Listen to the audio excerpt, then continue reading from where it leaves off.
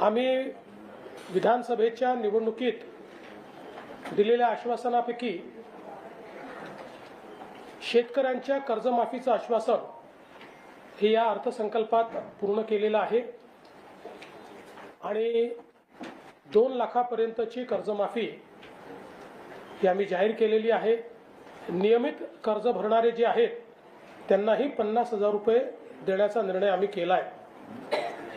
या व्यतिरिक्त शेतमालाला जागतिक बाजारपेठ मिळवून देण्याकरता 10 ते 15 पिकांची एकात्मिक मूल्य साखळी तयार करणं असेल, शेतीमध्ये आर्टिफिशियल इंटेलिजन्सचा उपयोग करून जी काही त्या ठिकाणी आपलं लागत मूल्य आहे, उत्पादन खर्च आहे, तो 25% कमी आणायचा आणि उत्पादकता वाढवायची, या दृष्टीने बऱ्याच उपाययोजना या अर्थसंकल्पात आम्ही सांगितलेल्या आहेत। या संदर्भात कट ऑफ डेट ही 30 सप्टेंबर 2025 ही आपण कट ऑफ डेट केलेली आहे। 2 लाखापर्यंतचं कर्ज माफ करण्याचा निर्णय आपण घेतलेला आहे। जे नियमित कर्ज भरणारे आहेत त्यांना 50,000 रुपये देण्याचा निर्णय आपण घेतलेला आहे। समितीने ही सगळी माहिती आता जमा करणं सुरू केलेलं आहे। बँकांकडनं आत्तापर्यंत जेवढी माहिती उपलब्ध झाली आहे, अजून बऱ्याच बँकांची माहिती येणं बाकी आहे, त्यात आत्तापर्यंत 28 ते 30 लाख शेतकऱ्यांची माहिती आलेली आहे। पूर्ण माहितीचं संकलन हे जवळपास 15-20-25 दिवसात होईल। हे कर्जाचे अकाउंट्स आहेत आणि साधारण अंदाज असा आहे की 20-1 लाख अकाउंट्स हे ज्यांनी नियमित भरलेलं आहे, ज्यांना आपल्याला 50,000 रुपये द्यावे लागणार आहे, असं त्याचा अंदाज आहे। त्यामुळे नाही, काही त्याला अल्पभूधारक वगैरे अजून तरी काही आपण असं कुठला त्याचा निर्णय केलेला नाही। साधारण आपण नेहमी करताना 2 हेक्टर पर्यंतचं करतो, त्यामुळे अल्पभूधारक नाही, बहुभूधारकही त्याच्यात येतात, पण त्यातही अजून जास्तीत जास्त लोकांना ती कशी मिळेल असा आमचा प्रयत्न असणार आहे। रेस्ट्रिक्टिव्ह आम्ही जात नाही आहोत, जास्तीत जास्त कसा मिळेल, त्यामुळे पूर्ण माहिती आली की एक्झॅक्ट तुम्हाला नंबर आम्ही देऊ।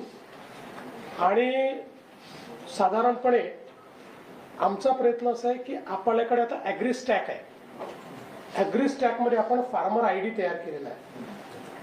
कारण जुन्या सगळ्या कर्जमाफींमध्ये आम्हाला वारंवार हा प्रश्न निर्माण होतो की बँका कुठले अकाउंट देतात हे अनेक वेळा म्हणजे व्हेरीफाय करायला आपल्याकडे काही फारसा सोर्स नसतो। म्हणून ॲग्री स्टॅक आणि आधार ऑथेंटिकेटेड त्या ॲग्री स्टॅकला जॉईंट असलेला अकाउंट, अशा पद्धतीनं त्याचं आर्किटेक्चर आम्ही तयार करणार आहोत। एकदा कदाचित त्याला 1-1.5 महिना वेळ लागू शकतो, एखाद महिना, पण एकदा हे आर्किटेक्चर जर आपण नीट केलं तर जे खरे शेतकरी आहेत ते सगळे त्याच्यामध्ये कव्हर होतील। आणि पूर्वी जसं आपल्याला अनुभव आलेला आहे की कधीतरी 10-12 वर्षा, म्हणजे असंही आपण पूर्वी बघितलं आहे, 10-12 वर्षापूर्वी बंद झालेले अकाउंट देखील काही बँकांनी आपल्याला दिले आणि आपल्याकडनं त्यातनं पैसे घेतले आहेत।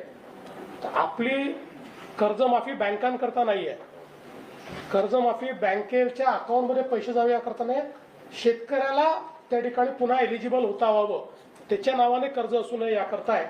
आणि म्हणून बऱ्यापैकी थोडं सायंटिफिक पद्धतीनं करण्याचा आमचा हा प्रयत्न आहे।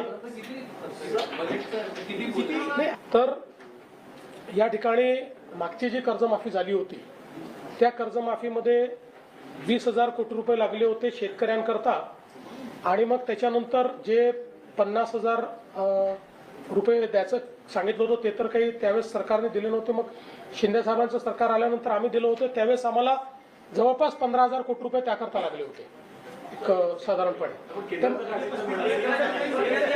त्यामुळे साधारणपणे याच सगळ्या घरांमध्ये हा साधारण खर्च जाईल असा अंदाज आहे। पण अरे बाबांनो, आता प्रत्येकाला वेगळं सांगणार आहे का? आणि पुन्हा एकदा सांगतो, सगळी माहिती आता कशी मिळू शकेल? जर मी सांगतोय की माहिती संकलन चाललेलं आहे आता तुम्हाला एक अंदाज यावा म्हणून मी माहिती दिलेली आहे. यापेक्षा जास्त होऊ शकतं, याच्यापेक्षा थोडं कमी होऊ शकतं. त्यामुळे तेवढी माहिती आता तुम्हाला माहिती असली पाहिजे, तुम्हाला ती लोकांपर्यंत पोहोचवता आली पाहिजे.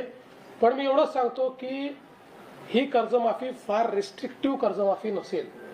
आम्ही शक्यतोवर आमचा प्रयत्न असेल की जो आपला सामान्य कर्जदार शेतकरी आहे याला पुन्हा एलिजिबल करण्याकरता जे जे करता येईल ते आम्ही करण्याचा प्रयत्न करून टाकली आहे.